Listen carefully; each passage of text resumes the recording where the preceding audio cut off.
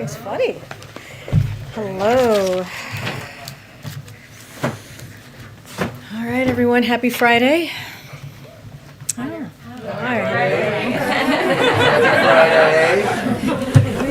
it's been a long week, guys. It's been a long week. Okay, I got a couple toppers for all. So President Biden's economic plan is working, and thanks to his rescue plan and our successful vaccine program, America continues to add jobs at a record pace. 620,000 a month on average, and over 5.6 million jobs created since he took office. Americans are getting back to work because of the success of that effort. Our economy has the resilience we need to weather the challenges posed by this virus. More Americans are going back to work, and more Americans feel safe going back to work. That's why we added 531,000 jobs in October, and the unemployment rate fell to 4.6%, the lowest level since the beginning of the pandemic, and a place that the CBO projected before the rescue plan was passed that we wouldn't reach until the fourth quarter of 2023. Unemployment has decreased this year more than any other year in U.S. history, and the number of Americans filing for unemployment each week has declined from nearly 900,000 when President Biden took office to under 270,000 this week. Because of the decisive action the president took with the rescue plan and his efforts to fight the pandemic, our economy has rebounded at a rate unsurpassed in modern history, far outstripping those of our peer countries. And because of that, businesses were able to stay open, schools were able to reopen, and Americans are able to get back to work. It's been a busy week, making strong progress in our fight against COVID-19. So I also wanted to give an overview of this work, the work that we've been doing around the pandemic and fighting the pandemic. On Monday, we hit 80% of adults with at least one shot and 70% of adults fully vaccinated.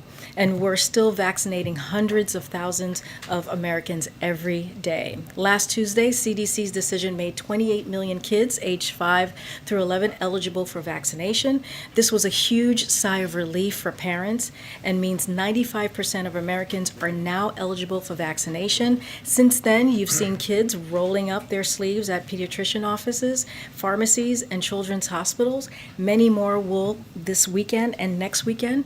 Just like my little one, she's going to be getting her shot on Wednesday, and I thank the team, the awesome team, for putting a plan in place to making that happen. So thanks to our preparation, we're already getting children protected from this virus. And yesterday, we rolled out vaccination requirements that will cover about 100 million American workers, 2/3 of workers in the U.S. These requirements have already helped reduce the number of unvaccinated Americans, 12 and older, by about 40%. A few other key points on yesterday's announcements. They're going to save American lives and help our economic recovery. To quote just one outside economist, Yale professor Larry Samuelson, economic recovery requires solving the public health problem. Vaccines are our most powerful tool in bringing the virus under control. They boost vaccination rates on average by 20 points, often to over 90%. More vaccinations means saving American lives, and it means avoiding COVID-related absences in the workplace. And we continue to see companies implement these requirements effectively and with little of the concerns that reporting cites. Today, Pfizer, with the collaboration of the NIH, showed incredible promising data for its antiviral pill that treats COVID. This is all subject to pending regulatory reviews, but our understanding is that this is an incredibly promising possible tool in our fight against the virus, with vaccinations being the most important tool. So let me be clear, the work is not over. We have tens of millions of Americans left to vaccinate, and we remain more than vigilant in this fight against the virus. But what is clear right now is that the president's plan to accelerate the path out of the pandemic is working. We are saving American lives and helping our economy continue to recover. And finally, we have a very short preview of the week ahead for next week. On Monday, the president will welcome the Milwaukee Bucks to the White House to celebrate the team winning the 2020 2021 NBA championship. On Thursday, the president will honor America's military members and veterans at Arlington National Cemetery. He will participate in a wreath-laying ceremony at the Tomb of the Unknown Soldier and deliver remarks at the National Veteran Day observance at the Memorial Amphitheater. And with that, I will give it to you. Thanks. Can you give us an update on who the president has reached out to today in his push to get Build Back Better and BIF to the finish line? He said when we saw him this morning that's what he was going to do in the Oval Office. Any update you can give us? Yeah, like you said, he was pretty clear this morning at the end of his comments on the economy, on the jobs numbers, that he was going to go back into the Oval Office and going to continue to close this out.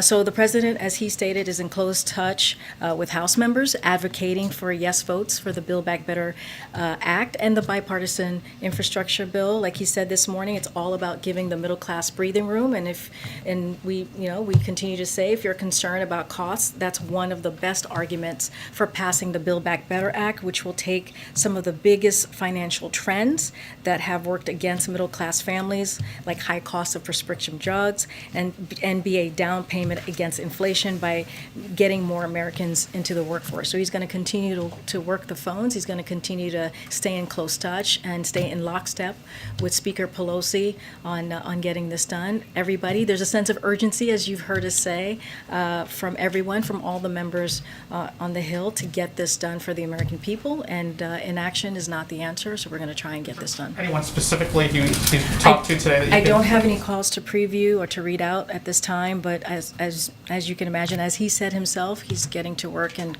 keeping in close touch with folks on the Hill.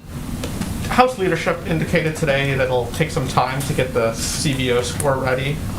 With that in mind, why is the president urging lawmakers, as he said this morning, to vote yes on both of these bills right now? Why not give these folks some time to see what the CBO says and do their jobs? So as you know, the Build Back Better framework that the president put forth, and also the bipartisan infrastructure bill, is paid for. This is something that the president was very clear that he wanted to make sure happened, that as we move forward with these historical investments. And as yesterday's score from the Joint Committee on Taxation indicated, and as shown by the numbers calculated by economists across the administration, which aligns with the JCTs, and what I'm talking about is the Treasury blog that came out yesterday that laid out, you saw that it reaffirmed by Moody's an analyst. This bill is fully paid for by asking the wealthy to contribute their fair share, and that is exactly how we're going to move forward with that, and also reduce the deficit. So the big thing that we continue to say is the time is now to take action. As we saw from Tuesday, the American public wants us to move. They want us to move forward and actually deliver, and so that's what we're trying to do as an administration: deliver for the American public and make sure that this transformative bill really, truly moves forward so it can make a difference in people's lives. Okay. Thanks.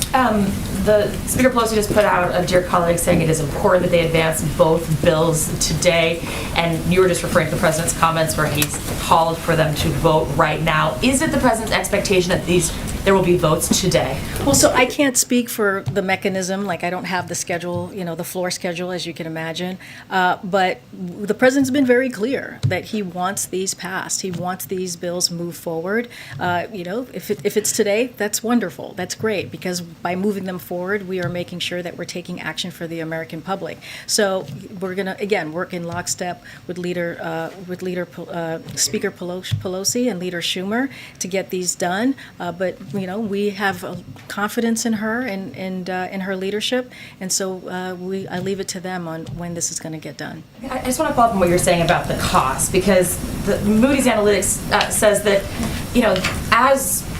as the bill is right now in static terms, it would add modestly to the deficit over 10 years. So the numbers are different if you account for potential economic growth, like you were referring to, but that's hard to guarantee.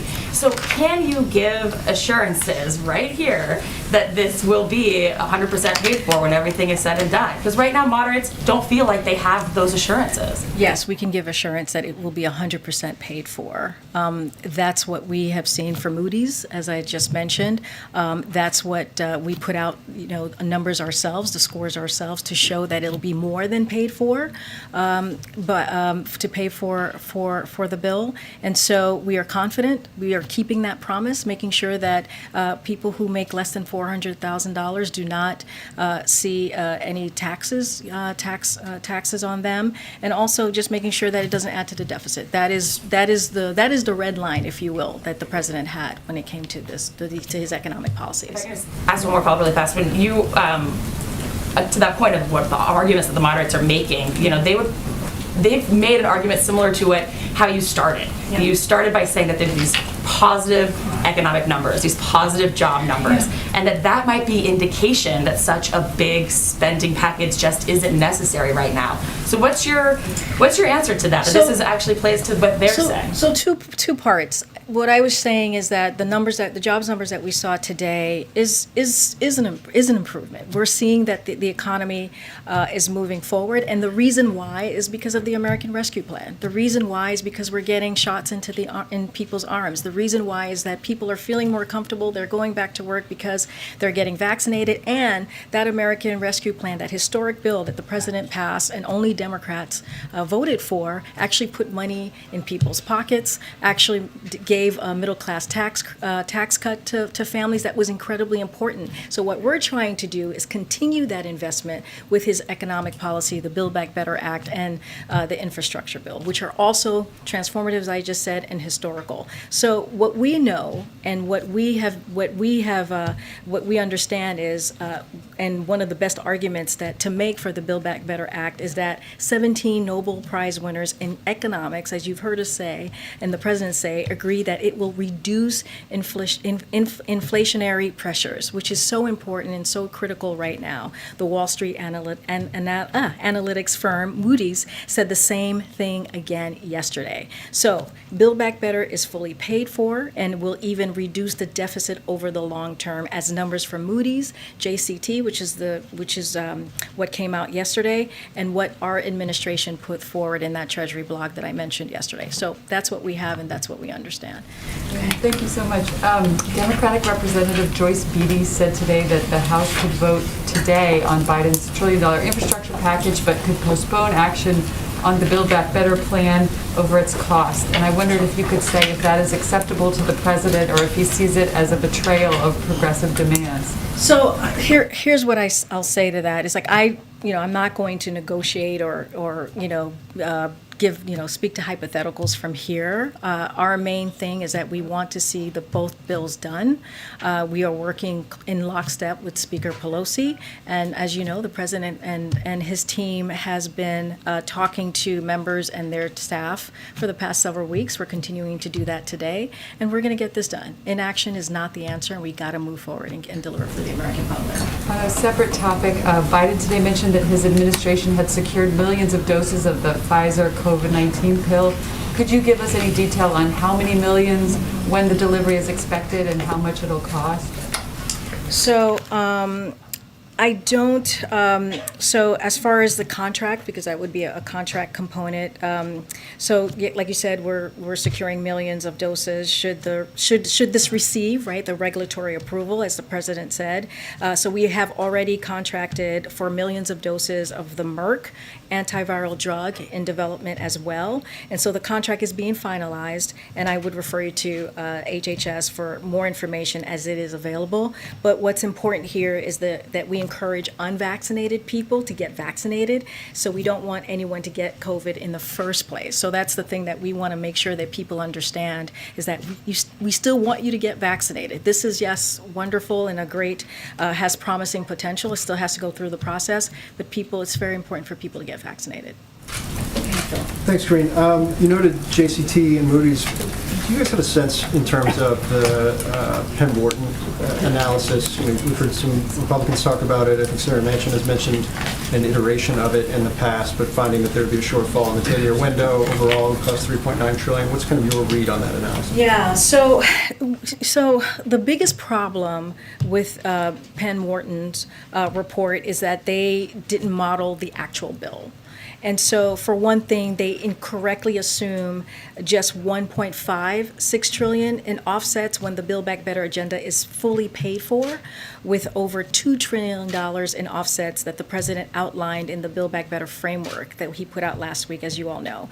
And as the Joint Committee on Taxation, which is what we've been talking about, and our own numbers, which align with each other, confirm they underestimate, this is Penn Wharton, by $292 billion, the combined revenue impact of the corporate minimum tax, stock buybacks, international corporate adjusted gross income surcharge for those making more than $10 million. So the net income investment tax and loss limitation compared to JCT scoring. So they also don't include key areas of Build Back Better that will increase economic growth, like the child tax credit, putting more Americans to work, investing in affordable housing. So, for example, just to give an example here, when it comes to the child tax credit, the analysis does not consider the benefits that most 450 economists, including 4 Nobel Prize winners, recently highlighted in an open letter. They also assume that unpaid for extensions of the programs are happening, which is not a reasonable assumption at all, and rest on the changing the president's stated position. So, I'm not sure what they modeled here, but it isn't what the Build Back Better Act actually is. And then I think you asked about the president, but in terms of on the staff side of things, obviously your team put together the budget analysis last night, the preliminary budget analysis last night. Is there anything else you can talk about in terms of what they've been doing today to try and mollify some of the concerns of those 5 or 6 moderate? I don't have anything specific. These conversations are continuing to happen, and so I don't want to, get ahead of that. But I can say we're working very, very closely with members and their staff to make sure that we deliver for the American public. Again, these are transformational, these are historical, these are going to change the lives of millions of Americans, and we want to get this done. In terms of the message coming out of the election on Tuesday, that there are certainly moderate members who are particularly concerned that if they don't have things like a CBO score and some reassurances about the fiscal boundaries of the Build Back Better legislation, that they themselves could be in peril when it comes to the midterm elections. What sort of conversations is the president having on that point? Does he understand that kind of concern that they're applying in how they proceed with this, now that the urgency of getting this done prior to the election that's just gone by, it seems to be, eased up a bit? Well, I can't speak to, I can't be a political pundit up here, but I can say that the president was pretty clear, I thought, after his comments after the election, and his primary thought or kind of assessment was that we needed to act. He believed that the American public, the voters, basically they felt that we haven't moved quickly enough. And so, we go back to, we laid out our scores through the Treasury's blog, and we've kind of, laid out how the revenue is going to be done. And so he pretty much feels that we just have to act. We cannot not deliver for the American public. And so it's basically about getting action, and the time is now to get this done. And so that's how his assessment is. He continues to talk to members, continue to lay out, okay, look, this bill, if we get this through, it's going to help inflation, right? That's a key understanding component of it as well, is what the Build Back Better Act is going to do. And from what I understand, the plan to vote on the bipartisan infrastructure is at least scheduled for 4:30 this afternoon.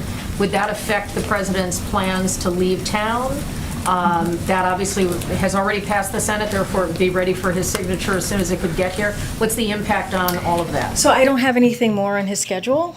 Clearly, the president wants this to be done as soon as possible. If it's today, that's wonderful. That's better for the American public. I don't have any announcement to make about his schedule for today.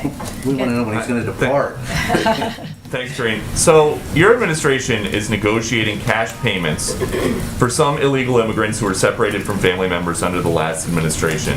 Why give taxpayer money to people who broke federal law to get here?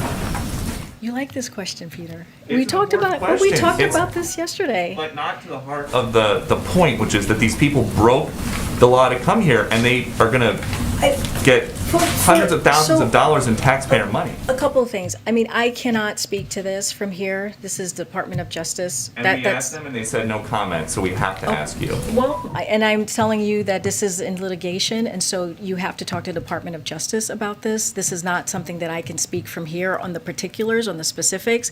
But, you know, I said this to you yesterday, Peter. One of the things that we have to remember why we're in this place that we are today is because we had an administration that had an inhumane, immoral policy that was taking babies away from their families, from their mothers.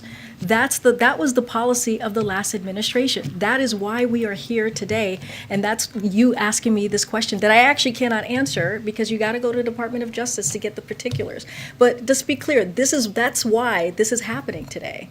Okay, so Mitch McConnell and Chuck Grassley have written a letter to the Attorney General. They say that any settlements to illegal aliens because they violated the law are wrong. Does the president agree with that or disagree with that? So yesterday I addressed and I clarified the president's comments on the thinking on this because you asked him a question and he answered it directly. But anything about the process, again, anything about the specifics or the particulars, I can't answer from here behind this podium, so you would have to go to Department of Justice. Then to internal White House processes, when the ACLU heard the president dismiss the idea of $450,000 payments the other day, the ACLU came out and they said he may not have been fully briefed about the actions of his very own Justice Department. So is the president being kept out of the loop about immigration policymaking? Again, Peter, the president was asked, you asked him a question, a direct question, he was answering it. I cannot say any more than that. Okay, final one then. There is a long line to get into this country legally. Is there any kind of discussion about giving people who are coming here the right way money? Why would we be giving people who are coming here the right way money? Why are you giving people who came here the wrong way? I mean, but I don't understand the question. What is you're You're saying giving that we should illegal give immigrants. give people just money who are coming through? I don't understand the You're question. giving people who immigrated here illegally money. Like I said, that's the Department of Justice. That's you're going to have to ask them that question. Okay, we'll ask you again. Okay. So if it passes, does the White House want Speaker Pelosi to send over the infrastructure bill for the president's signature immediately? Or is it your preference that that waits until the Build Back Better plan gets a vote in the Senate? So if the Build Back Better infrastructure bill passes today, the president's going to sign it. That is but he also wants to make sure that we get the Build Back Better Act done as well, the framework that he put together. So both bills are critically important to him. He wants to move both of them forward as quickly as possible to again deliver for the middle class families, the middle class Americans. And if when Build Back Better there's so many B's. If the infrastructure bill is passed today, he will sign it. Absolutely. It's important to get that done for the American public. And will he stay in town to sign I it? don't have anything more to share. I know you guys are trying to get that from me. I don't have anything more to share about his schedule. And so, like I said, he's going to continue to work in lockstep with Speaker Pelosi to get this done and work closely with Senator Schumer as well. Have you talked to Speaker Pelosi today?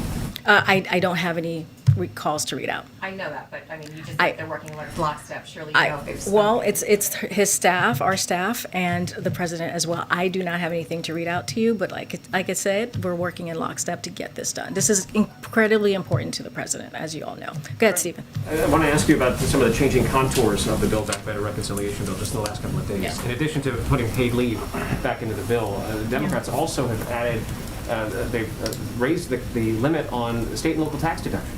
all year, the White House has been saying that would be too expensive to do. What changed, and why is the White House backing it now? Well, as you know, as you just stated, that is not something that we clearly put into the original bill. Look, but the president understands from both Speaker Pelosi and Leader Schumer that for this bill to pass, it needs to address the SALT issue.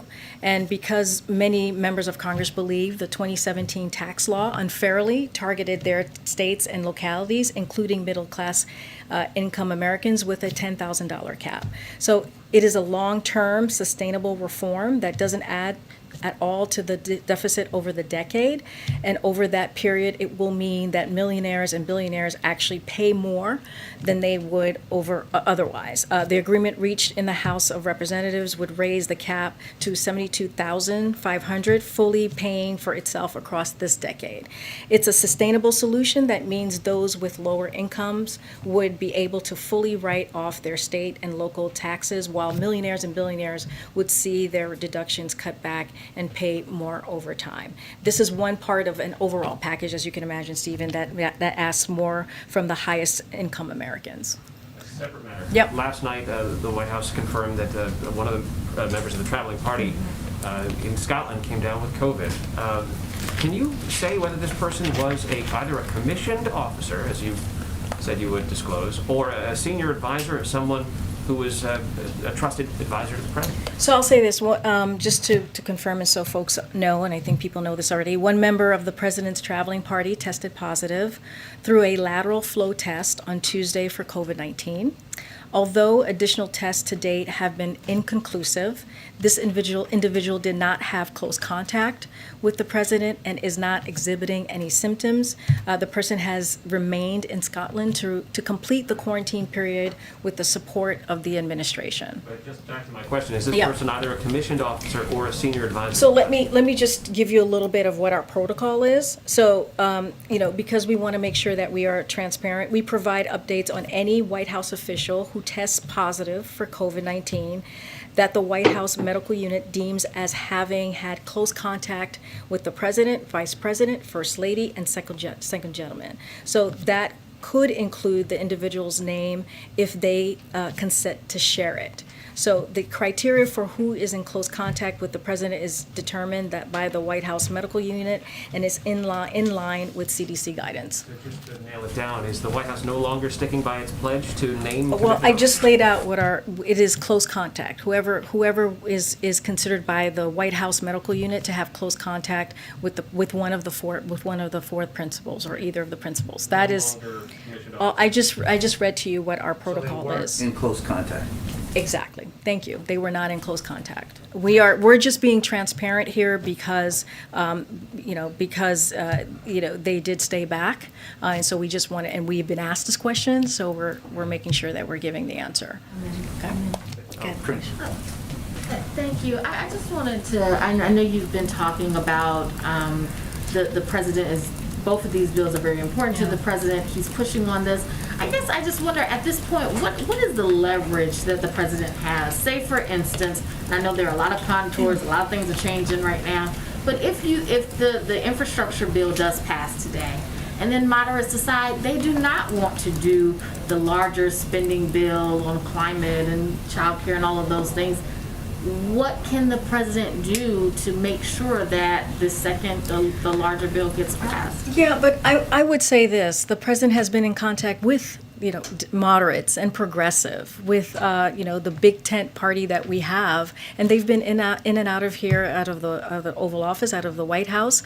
The White House, my colleagues, his White House staff has been meeting with them regularly, and so I would say, I'm not going to really get into a hypothetical, but we've been in close contact with all of them. The reason why the president put forth the Build Back Better framework, which was about a week ago, is because what he heard from both sides and wanted to make sure he put forth something that he believed was going to get passed, that was going to get the 50 votes from the Senate. So we're just moving forward with where we are. He put together the framework. Yes, paid leave is being discussed and being put back in, which is something that is very personal to him, making sure that people can afford pharmaceutical drugs, right? Be able to not have to pay their whole entire paycheck on getting, pharmacy drugs is important as well, so that we see that's in there. So all of these things are so important to the American public, and so that is the main thing. So, and the other thing too to think about is that Democrats agree. They're all on the same page. They all understand that we have to move forward with the president's economic policies. What we're talking about is different components and what that looks like. And so now the speaker is working very closely with her members and her leadership to get this done. And so we're going to continue having those conversations and making sure that we get this voted on. Would the president be okay with holding votes on both bills until after the CBO has scored Build Back Better? Well, I already answered that, right? We put our scores out yesterday, and we've been pretty transparent on that component. The president believes that we have to take action. If anything, that he had said himself that we saw from earlier this week, voters want us, and American public, I should say, want us to take action. And so we have to deliver for the tens of millions of Americans who have been left behind, where the economy hasn't worked for them. And so that's what the president's been very clear about. He wants to get this done as soon as possible. If it's today, he's working for today. If it's today, that's wonderful. But we want to get this done. That is the president's main priority.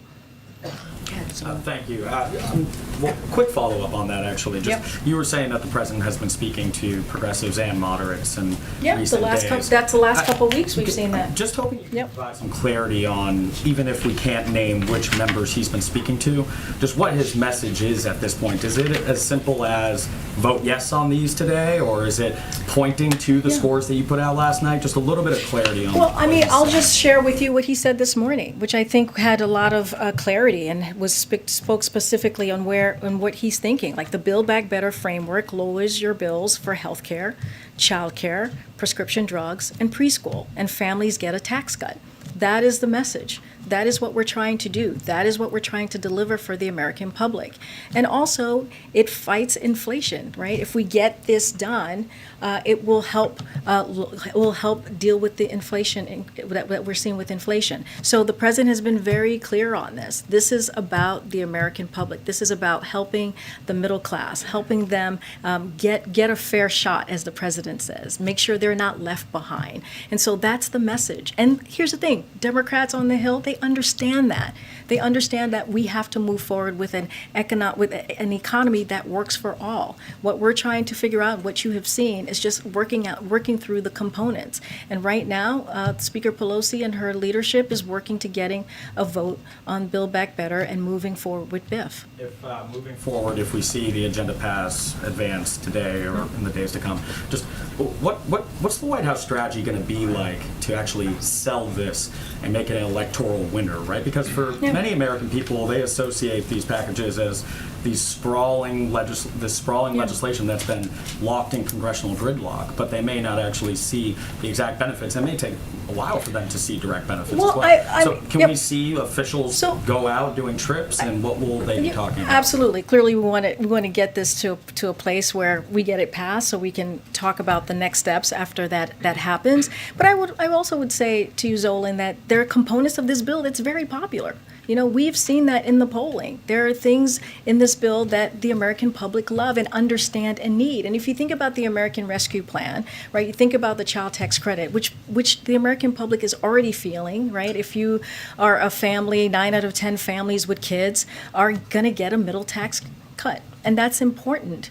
And so that is something in this BBB framework, this Build Back Better framework, that we're trying to continue to extend that child tax credit, which, again, people are feeling right now. They're able to have those extra dollars so that they can, buy supplies for their kids, so that they can make sure that they go to that doctor's appointment for their kids. And it also has cut poverty amongst children by 50%. So they are seeing some of the factors that we saw from the American Rescue Plan. So now we're trying to move it forward, and with these other historical components that is in the bill, to get that across the finish line so we can really see that transformational change for the American family. Karine, you mentioned preschool. Why are faith-based Okay. child care Okay. centers not eligible? I'm asking a legitimate question here. ahead. Why are Go ahead. faith-based child care centers not eligible for Build Back Better money to make renovations to their Go ahead. facilities? Just go ahead. Ask It's a your basic question. I As have a badge. expected, I can ask a number of questions, states have Well, I'll ask filed suit questions. against the administration over this vaccine requirement for workers at large companies.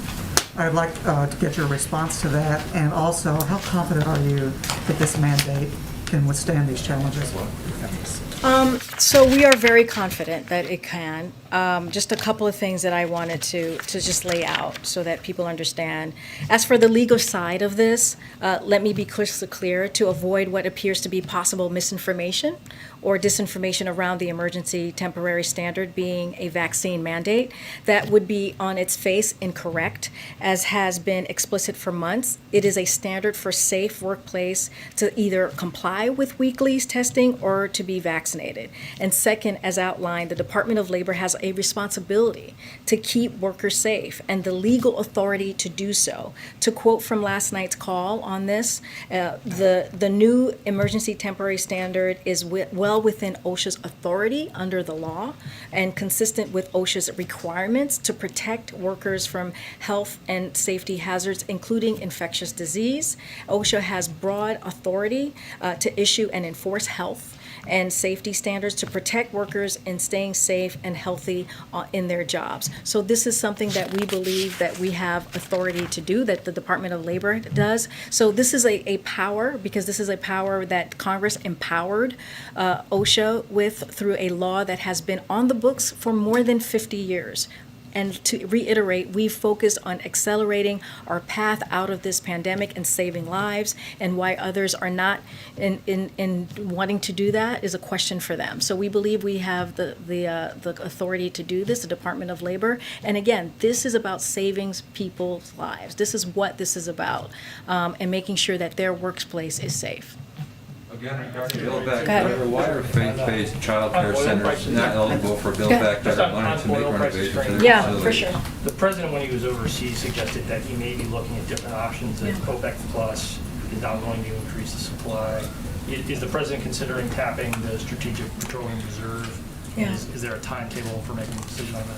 So I don't have an announcement at this time. As you can imagine, we're going to use every tool at our tool belt, in our tool belts, to do what we can, assessing and monitoring the situation on the oil process very, very closely every day. I just don't have additional actions on this. And then he met yesterday with Fed Chairman Powell and also Fed Governor Brainerd. What is his timetable for making a decision on some of the vacancies on the Federal Reserve? I mean, he said, it could be very soon. Is he looking at a decision next week? So just to be clear, I'm not going to confirm any internal meetings that the president may have had or may have not had. As the president said this week, he expects to make a decision. He said this just the other day on Tuesday when he was in Scotland during his press conference. I don't have anything to confirm beyond that. Thanks. Two questions for you. First of all, the climate change, and he's using the word now adaptability. And I want to go back to that and drill down on that just a bit, because what this administration seems to be saying is that the life that your children are going to lead, and my grandchildren are going to lead, are going to be substantially different than what you and I have seen as far as climate on the planet. Is he concerned that that we're not going to be able to at all mitigate the climate change, that we're going to, that for the species to survive, we're going to have to adapt, or does he mean policy adaptation? Well, I think in general, the president wants to do everything that we can to fight climate change, and wants to be a leader, not just here, right, as president of the United States, but globally. And I think that's what you've seen from the president since day one. He said when he walked into the administration that climate is one of the crises that we all have to deal with as a country, and so this is what he's focusing on. We just went to COP26 and talked through a bunch of ways that we can deal with fighting climate. when you think about the Build Back Better plan, when you think about the bipartisan infrastructure, there's more than $9 billion in both to work in a historical way to fight climate. So that's what the president's focusing on, and that's what he wants to do. He wants to make sure that we actually deal with this issue that's in front of us. That I understand, Yeah. and I do have a follow-up, but Yep. that I understand, but are you saying that we are, the crisis is for the survivability of the species, or are you saying that adaptability is about how you would attack the problem? Yeah, look, all I can speak to right now is how to attack the problem, which is what I laid out, and how we can be leaders in this, and making sure that we really do everything that we can, right? Not just here in the United States, but globally, to fight climate change. And so that's the focus of the president, and that's what we're trying to do to get this done. And Build Back Better, the Build Back Better Act, and the bipartisan infrastructure plan framework will get that done. Will get us closer to getting that done. And then the follow-up on you were talking about, you've had a number of people that are celebrities with millions of followers who have come out speaking against vaccines. And in the latest, we've seen that the MVP of the NFL finally admitted that he lied and he never got vaccinated, and that he considers it a woke crowd that speaks about and to vaccinations.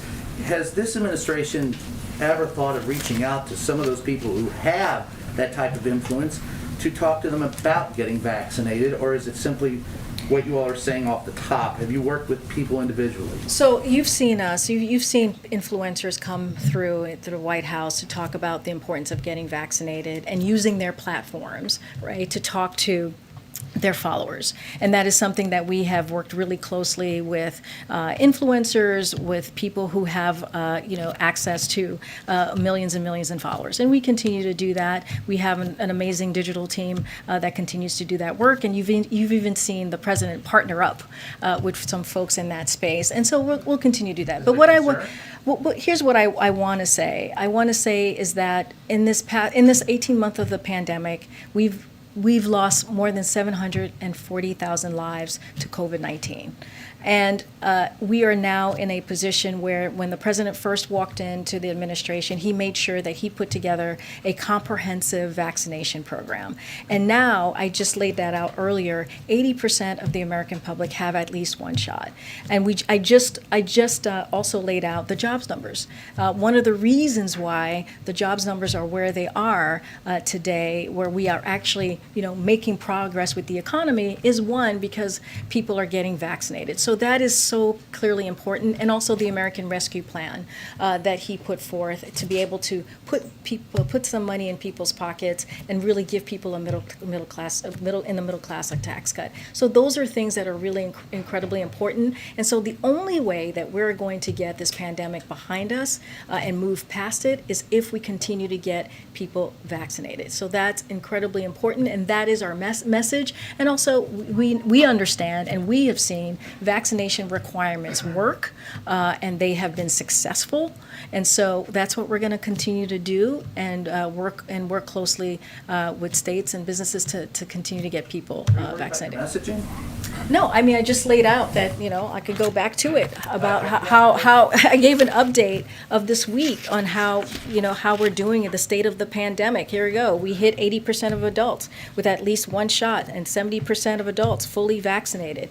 The CDC's decision made 28 million kids age 5 through 11 eligible for vaccinations. So all of these things are incredibly important. And if you look at the vaccination requirement, we'll cover 100 million American workers. That's how we're going to get to the other side of this. That's how we're going to move forward to make sure that we put the pandemic behind us. And that's our message. Vaccine requirements work. And also, getting a vaccine is safe. It's easy. It's easy to do. You can get it at your pharmacy. You can get it at your doctor's office. It's free, and so we encourage people to get that. It will, it will protect you. It will get you in a place where you feel comfortable to get back to work. That's what we're seeing in these jobs numbers. Can I ask you a question on Ethiopia? who else? Can I ask you a question on Ethiopia? Ethiopia is on the brink of a civil war. Excuse me. No, Go but I'm ahead. asking you a question. I understand. Go ahead, go ahead. Isn't it better to allow for democracy, to allow more reporters to ask questions? Go ahead, Eugene, ask the question. More reporters to be allowed to ask I am, I haven't taken a, Eugene, go ahead, Eugene, go ahead. On to what you were talking about COVID, there Yep. was a lot of talk at the beginning of the administration and during the pandemic about herd immunity, for example, like what numbers we could hit before people really started to get back to normal and got through the pandemic. So I'm curious what the scientists are telling you guys about what's the percentage of, I think you said 70% of that are fully vaccinated, 80 that have at least one shot. So what's the percentage we need to get to? What's the number we need to get to of Americans vaccinated before we do get through the pandemic? You know, Eugene, I understand your question and I get it. I get to wanting to get a sense of the herd immunity, but that's not our focus right now. Our focus is to make sure that we do everything that we can to get people vaccinated. Our focus is to make sure, like now we have 5 to 11 young kids from 5 to 11 who can now get vaccinated, which is incredibly important. And parents, you know, working with parents to make that happen, I think that's very important. Having these vaccine requirements, that's incredibly important. I just mentioned 100 million workers will now be able. That's what that requirement is going to touch. 100 million workers. We know that getting people vaccinated will, you know, help the economy, make people feel safer. We're seeing this right now with the jobs numbers that we just saw today, and which is incredibly important and critical. 620,000 a month on average, and over 5.6 million jobs created since he took office. And that's a lot is because of the president's leadership. It's a lot is because of the American Rescue Plan and getting those shots in arms. So 531,000 jobs in October, and the employment rate fell to 4.6%. So in order to get back or getting this economy going again, this is what we need to do. So that's our focus. That's why we've made it available in a way that it's free, so that people can get it 5 miles away from their home in majority of places across the country. And we're just going to continue to have those conversations. On Ethiopia. And back to the selling of the Build Back Better and the BIF and whatever the letter. I know. Build Back Better Act and bipartisan infrastructure. Yeah, I know. They're both great. Exactly. We're trying to get them moving for the American public. But when you guys think about selling it, we saw that with the child tax credit.